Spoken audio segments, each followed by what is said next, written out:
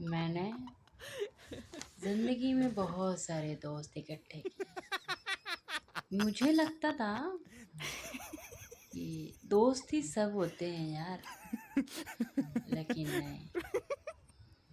जब मुझे मेरी दोस्त की ज़रूरत पड़ी तो दोस्त ने धोखा दे दिया। उस दिन बहुत रोई मैं, बहुत। लेकिन कुछ दिन बाद मैंने पैसे इकट्ठे किए, पैसे। सुन रहे हो ना दोस्त, पैसे। साले जो दोस्त, मैं तेरे को ही सुना रही जो तू मेरे को छोड़ के चले गए। वही तू ही जो सुन रहा है, तू मेरे पास खुद चल के आया। किस लिए? तो दोस्त, ये पैसा का कमाल है।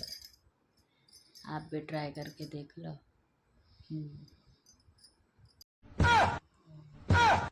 有人，有人，有人。哎呦我的妈！